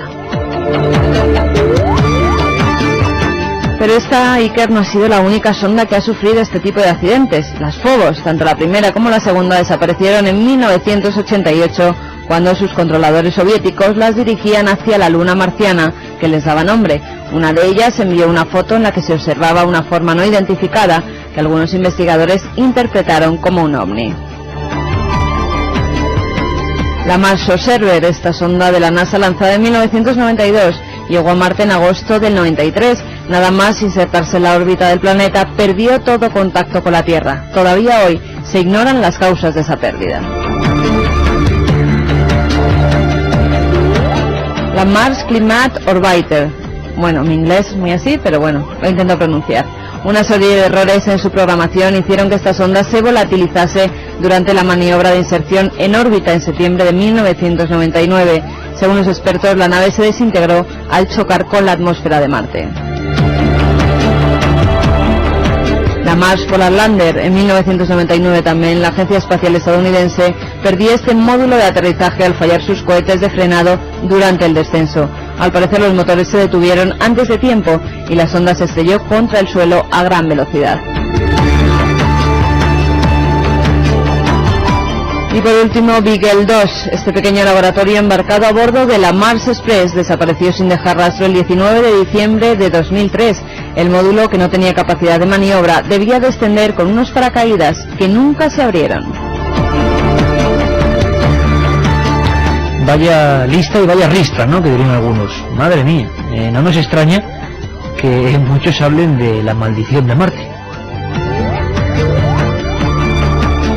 Por cierto, Carmen, sería importante comentar una última noticia muy interesante en el mundo de la ciencia, que nos puede hacer conocer muchas más cosas de ese planeta siempre enigmático, ¿no? Porque uno, cuando dice Saturno, ve el eterno mundo que todos los niños dibujábamos con la raya alrededor, ese gigantescos en plural, y mágicos anillos, y también yo por lo menos veo ese dibujo tremendo de Goya, ¿no? Saturno devorando a sus propios hijos. Lo que ocurre es que tenemos novedades importantísimas. Pues sí, que la Agencia Aeronáutica del Espacio ha asegurado que la sonda espacial Cassini, que el material ha encontrado en el anillo, está vinculado a Atlas, una de las 33 lunas de Saturno, cuya existencia ha sido confirmada hasta ahora por las imágenes transmitidas por esa sonda. También han afirmado que a mediados de julio, la sonda Cassini transmitió imágenes de 2 nuevas lunas minúsculas del planeta. El científico inglés Carl Murray, de la Universidad Reina María, en Londres, descubrió la existencia de una posible tercera nueva luna y tal vez de una cuarta, Iker, durante una revisión de imágenes transmitidas por la sonda. Sin embargo, los científicos no están todavía seguros de que se trate efectivamente de una luna o de un cuerpo flotante en las proximidades del planeta. Si lo fuera, es pequeña porque tiene un diámetro de 4 o 5 kilómetros y sería pues la más pequeña de todas las lunas de ese planeta. Los científicos también han detectado variaciones en la órbita de la posible nueva luna que señalarían la existencia de otro satélite natural de Saturno.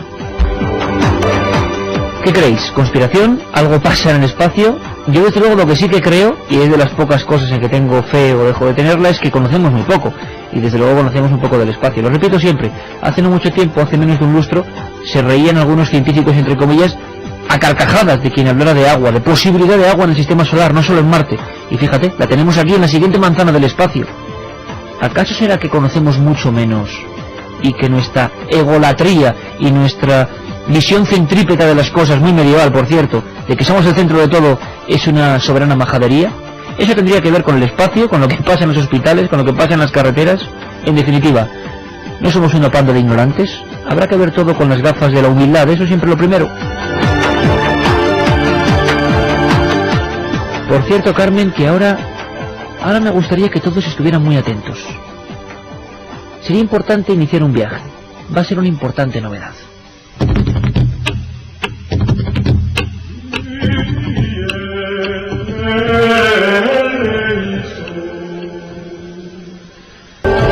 Don Francisco Contreras, buenas madrugadas, amigo. Buenas noches, Iker, Carmen, don Carlos. Buenas noches a todos los oyentes de Milenio 3. Vaya flores que me estáis echando en la primera intervención de la temporada. Sí, hombre, hay que presentar a nuestra gente fiel, hay que presentarla siempre como se merece. Yo creo que las ampollas, los calambres, esas vías rompepiernas valdrán la pena con tal de hacer realidad una temporada más el espíritu de Milenio 3, ¿no? Este año era año Sacobeo, donde está la noticia está la SER, y donde está el misterio está Milenio 3. Y la idea, Francisco, ¿cuál es exactamente? Para que nuestros oyentes puedan comprenderlo. Es decir, tú te vas a calzar esas botas de peregrino, vas a coger el bastón de peregrino, y... La vieira, importante. Sí, pero seguramente vas a contarnos cosas del camino que no son muy conocidas, ¿verdad? Hombre, el fin del camino es que todos los oyentes, todos los caballeros del tercer milenio sean peregrinos, ¿no? Voy a intentar fotografiar etapa a etapa, y son 33. Empezamos en Somport, el Sumus Portus, en Francia, lo que es denominado el Camino Aragonés, y he elegido ese porque es quizás el camino más desconocido. Todo el mundo sabe de la existencia del Camino de Roncesvalles, o del Camino Portugués, o de la Vía de la Plata, ese camino que va desde Andalucía pasando por todas las Castillas, ¿no? Camino Aragonés, botas y a luchar. contra todos los impedimentos meteorológicos y contra el cansancio y persistir para que todos los oyentes de Milenio 3 puedan vivir a través de las ondas pues lo que es una vía, la vía de las estrellas, la ruta que sigue a la Vía Láctea, y que desde allá, desde el siglo IX, cuando supuestamente se encontraron los restos del apóstol Santiago, bueno, pues han recorrido miles y miles de personas, y que supuestamente y presuntamente alberga una serie de conocimientos, que es lo que todos conocemos, iniciáticos, cabalísticos o alquimísticos, dejados por órdenes como los templarios o como los caballeros de Cristo, como los hospitalarios, en el arte, en la arquitectura, con esos sigilum, esos sellos que dejaban los gremios, esos picapedreros hoy conocidos como masones, que lo que hoy hay en día no tiene nada que ver con lo que había en esa época del medievo. Pero sobre todo, Iker, vamos a intentar rescatar más casos, más sucesos, más incidentes o capítulos relacionados con lo insólito, porque tú eres un experto en la historia ovni, ¿no? Tú te has recorrido estos campos de Dios buscando a los no identificados, y yo, por ejemplo, tengo mucha ilusión en contar que en el camino, en un sitio muy concreto, que es donde se juntan todos los caminos, el camino francés y el aragonés, en Puente de la Reina, en febrero de 1976, en un pequeño altozano llamado El Ristro, hubo uno de los grandes casos ovni con humanoides. Y tanto. Y hubo uno de los grandes casos, y yo tengo muchas ganas de contarlo a través de los micrófonos de la SER, porque fue portada, no sé si te acuerdas, de la revista Stendek, un pequeño panfleto, revista dedicada a la ufología, que titulaba Humanoides en España en 1976. O casos como la observación que hubo en octubre de 1974 en Logroño, titular del ABC. El titular rezaba: una base de ovnis en La Rioja. O casos como el acaecido en enero de 1975 en Burgos, o en la comarca de Briviesca. O los sucesos vividos, quizás la primera oleada de Foo Fighters, de estas luces populares de las que hemos hablado en diferentes ocasiones, allá por las fechas estivales de 1968 en los campos de Boadilla, en León. Oye, Carmen, se le ve emocionado a este hombre con su reportaje. Yo le tengo varios encargos, porque no solo hay que mirar al cielo. Dentro de las iglesias hay que mirar, Francisco. Hay que buscar los Baphomet, ¿no? Que te lo haces no solo eso, Cristos muy extraños. Ah, sí. Si pasas por Limpias, por ejemplo, en Finisterre vas a tener que hacer unas fotografías tremendas del Cristo que hay allí. Francisco empezó hablando de enigmas del cielo, pero permitidme una pequeña pausa, porque va a haber mucho más.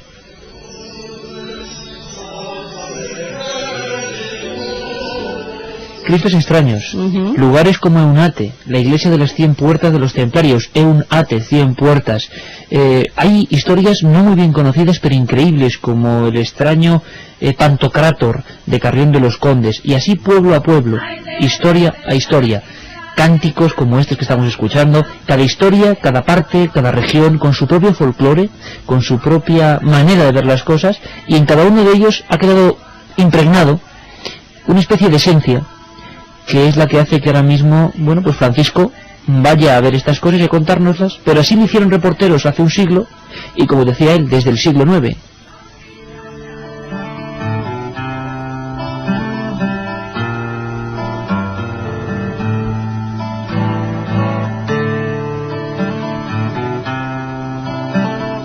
Y es que escuchando a estos Milladoiro uno se imagina esas veredas, esa lluvia, ese camino, nunca lo dudéis, de crecimiento personal. ¿Será posible transmitirlo? Yo creo que sí. Uno de los encargos es escuchar cómo suenan las cosas del camino, cómo suenan los perros moribundos que pueden salir al paso, cómo suenan esas piedras que caen en la gran cruz de Foncebadón, cómo suena el mar cuando uno llega a las costas del fin del mundo, cómo suena la entrada de un peregrino emocionado bajo el arco de Santiago de Compostela.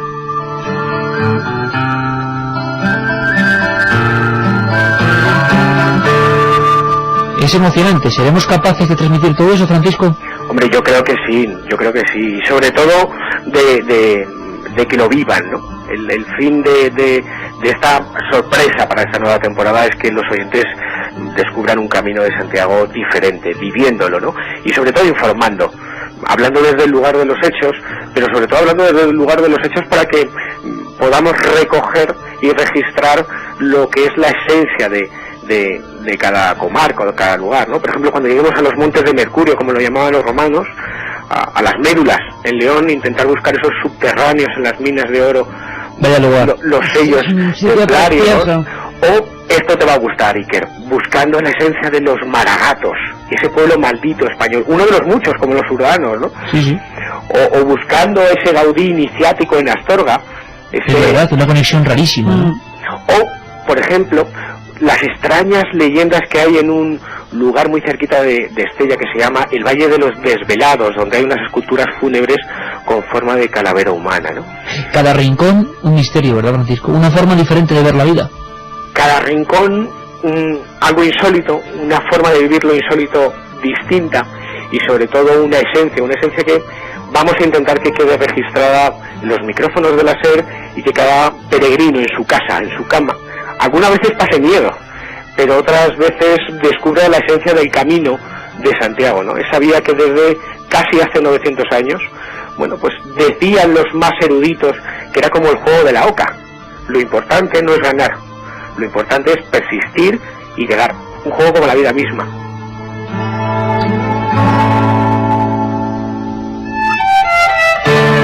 Así que, Carmen, habrá que estar muy atentos a partir de estas madrugadas. Sí, el camino cambia la persona que lo hace, sí. Francisco, ¿cómo nos vas a venir?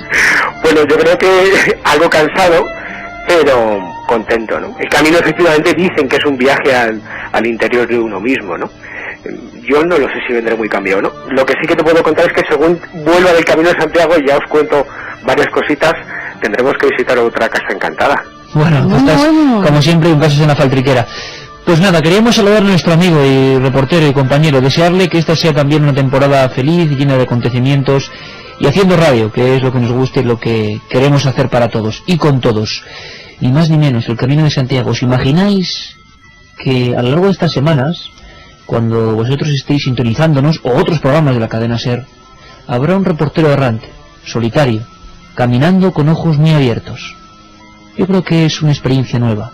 ¿Cómo sonará el Camino de Santiago? ¿Cómo vendrá nuestro compañero? ¿Cuándo podremos conectar con él? ¿Qué documentos nos traerá? Mucha suerte, amigo. Estaremos ahí dando el callo, y a ver si tenemos suerte y nos encontramos con la Santa Compañía cuando lleguemos a Galicia.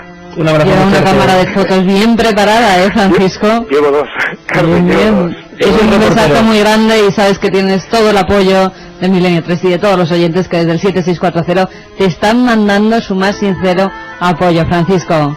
Yo, si me permitís una licencia, sí quería agradecer no solamente los mensajes que ya están llegando, sino a todos los amigos de los chats que el programa tiene en el IRC hispano, que durante estas semanas, desde que sabían que yo iba a empezar esta ruta radiofónica, me han dado ese apoyo, ¿no? Esos dos canales que hay en el IRC, Iker Jiménez y Milenio 3. Y quién sabe, a lo mejor vas conociendo por esas etapas muchos de nuestros oyentes. Es más, que además habría que ir avisando cuando conectemos que Francisco está por ahí. Hacemos ya de paso un club de fans, Francisco. Bueno, club de fans no, club de amigos. Que claro que sí, claro que sí.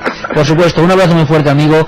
Un abrazo para esta iniciativa, que en definitiva es eso, un paso más en torno a cómo vemos la historia y el periodismo, y simplemente intentar contarlo con todo el sentimiento. Creo que se nota, ¿verdad? Un abrazo, amigo, y mucha suerte. Hasta luego. Un viaje en busca del misterio. Milenio 3, en la SER. Mensajes que, como lo decía Francisco, siguen llegándonos al 7640, y no solo de apoyo, también nos llegan algunas leyendas, fíjate. ¿Ah, sí? Hay una leyenda que un lobo blanco protege a los peregrinos puros de corazón a través del camino. Es el espíritu de un peregrino asesinado en la Edad Media. Qué bonita historia, el lobo blanco que los protege. Pues el lobo blanco que irá con nuestro compañero Franco Contreras. Claro. Más mensajes de hospitales.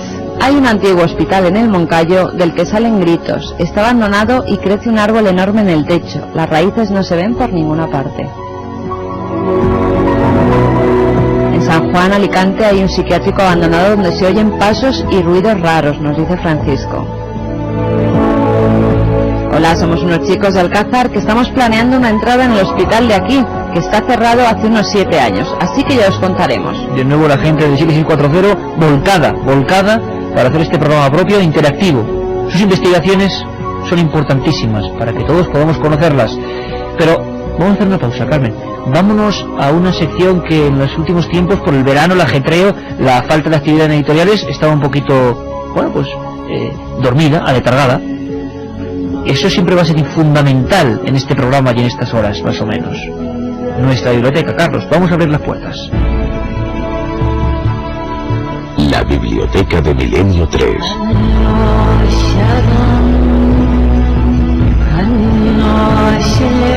Y muy rápidamente, vamos como siempre con un libro que es ya desgraciadamente difícil de encontrar y con una novedad. El libro antiguo que os recomendamos, aunque no es muy antiguo, tiene exactamente 12 años, es Edgar Allan Poe, Cartas de un poeta, la correspondencia de ese hombre que vivió entre la genialidad y el alcohol, ese poeta maldito, esa persona que malvivía en colaboraciones, en revistas, se esforzó, tuvo muchas dificultades, y sobre todo una historia que sigue siendo un misterio que recrearemos aquí, su extraña muerte. En Boston, en octubre de 1849, delirante, casi como un personaje de sus propios terrores.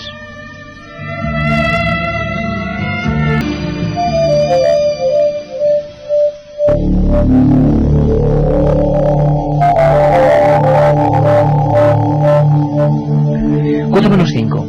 Carmen, antes de seguir con... Bueno, están reventando el 7640. Bueno, cuando surge una idea que impacta en la audiencia y que quiere colaborar, se ve enseguida, como el día de los encuentros en la carretera y tantas otras veces que vosotros habéis hecho y habéis sido protagonistas de este programa. Pero tenía una noticia, entre todos estos papeles de teletipos que acaban de llegar, hay una que me parece muy curiosa, porque es un tema que hemos siempre sondeado. Descubren, Carmen, la parte del cerebro humano donde al parecer se producen esos misterios cotidianos con los que nos enfrentamos todos los días. Los sueños. Un equipo de científicos suizos del Hospital Universitario de Zúrich cree haber localizado la parte del cerebro en la que nacen los sueños de las personas. Los investigadores hicieron el descubrimiento cuando trataban a una mujer que había dejado de soñar después de un derrame que le había afectado un área profunda de la parte posterior del cerebro.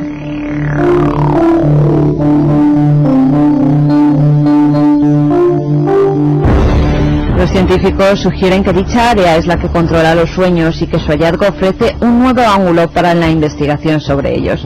La paciente de 73 años de edad perdió varias funciones cerebrales, la mayoría vinculadas a la visión, cuando sufrió el derrame. Pocos días más tarde recuperó casi todas, pero después dejó de soñar, algo que ella hacía muy a menudo antes. Revisando las ondas cerebrales de la mujer mientras dormía durante 6 semanas, notaron que su sueño no se veía perturbado, ya que seguía teniendo sueño REM, que es el movimiento rápido del ojo, como es normal. El dato es significativo porque el soñar y el sueño REM suceden juntos, aunque algunas investigaciones científicas apuntan a que dos sistemas cerebrales diferentes están detrás de cada uno, algo que según los científicos suizos su hallazgo confirmó. Me da la impresión de que el hospital de Zúrich es el mismo donde se ha planificado, y hablamos de eso hace 2 años, la idea de controlar o de tener más o menos bajo el registro otro tema que os encanta, porque lo vemos constantemente, el supuesto, siempre supuesto, viaje astral. No dudéis, sueños y viaje astral. El tema de sueños jamás lo hemos tocado en Milenio 3. No queremos hacer un consultorio de sueños, de esos al uso, porque creemos, primero, que casi nadie sabe nada. Fijaos cómo está la ciencia, o sea, como para interpretar. Pero sí meternos en por qué soñamos, qué ocurre cuando soñamos, qué misterios hay cada vez que nos metemos en la cama y que todavía, digan lo que digan, no comprendemos. Así que dentro de poco, vuestros sueños. Queremos que incluso nos los contéis. Sueños asombrosos, sueños sorprendentes, y lo buscaremos científica, histórica y hasta filosóficamente. Casi ya, Carlos, que vamos entonando nuestra recta de salida porque siguen los mensajes, ¿no? Y estamos ya en el último momento. Claro que sí. Hola, soy vigilante y la semana que viene empiezo a trabajar en un hospital antiguo de noche y habéis hecho que me lo piense. No, hombre, no, que tal y como está la lista del paro hay que tomar lo que sea. En Almendralejo varias personas abandonaron un edificio construido sobre el viejo hospital, gritos y poltergeist. Oye, ¿por qué se repite tanto la historia de gritos como fenómeno supuesto siempre en estas edificaciones? Es algo, y gritos de niños, ¿no? Investigaremos. Otro sitio que yo recuerdo, Tarrasa, un lugar preventorio de tuberculosos, o Busot, ¿no?, en Alicante. Los 3 ganadores del libro de Marina Fernández Urrez. Piedad, trabajé en un hospital y además creo en las energías. Muchas personas mueren allí y sus energías permanecen, os lo puedo asegurar. Vaya testimonios que hay en la gente, sobre todo. Tony desde Teruel, hice el camino de Santiago y mi vida cambió. Es una experiencia iniciática. Esperemos que para bien. Sergi desde Valencia, otro libro que va para él, trabajo de vigilante y creo que los perros ven cosas que nosotros no. El mío varias veces ha salido corriendo asustado. Yo propongo, casi dando una nota de humor, un programa que se siente en nuestro perro, que se llama UFO, por cierto, porque ese sí que es un compendio, como todos los perros, ¿no?, de auténticos misterios. Manolo Vigilante nos pide, dice que trabaja en un hospital y nos pide la dirección de correo para que nos mande lo que él vivió. La dirección es milenio3 con número @cadenaser.com, milenio3 con número @cadenaser.com, y cualquier carta a Gran Vía número 32, octava planta, 28013 de Madrid, a nombre del programa Milenio 3. Y que el viernes, como siempre, a la 1:30 después del larguero, estaremos aquí para adentrarnos en lo desconocido, que es muy amplio. Simplemente eso, con esa humildad de que nos queda mucho por aprender, por conocer, por saber. Es un placer empezar la tercera temporada con vosotros, amigos, los oyentes de la Cadena SER. Un abrazo muy fuerte, hasta el viernes.